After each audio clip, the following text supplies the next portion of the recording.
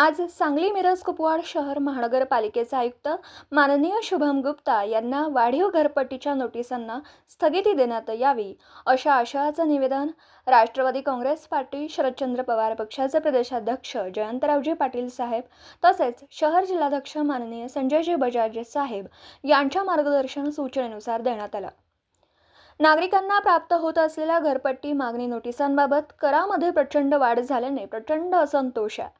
तरी याबाबत आमचे नेते राष्ट्रवादी काँग्रेस शरदचंद्र पवार पक्षाचे प्रदेश अध्यक्ष आमदार माननीय जयंतरावजी पाटील साहेब माजी मंत्री महाराष्ट्र राज्य यांनी आज दिनांक 7 मार्च 2025 रोजी विधानसभेच्या अधिवेशनातील सत्रादरम्यान याबाबत प्रश्न उपस्थित केला।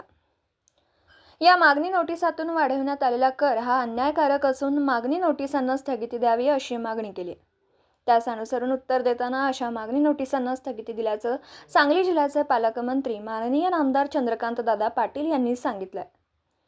तरी सदर माहिती ही विधानसभेच्या कामकाज पटलावर उपलब्ध आहे। त्या अनुषंगाने सदर मागणी नोटिसांना सत्वर स्थगिती द्यावी आणि पुढील अंमलबजावणी तात्काळ थांबवावी अशी मागणी आज राष्ट्रवादी काँग्रेस शरदचंद्र पवार पक्ष सांगली शहर जिल्ह्याच्या वतीने आयुक्तांना दिली।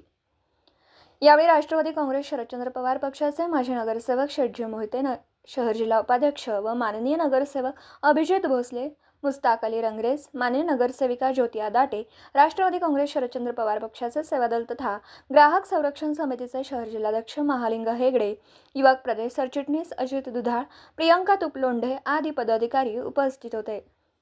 पत्रकार राजेंद्र शिंदे, झी न्यूज मराठी।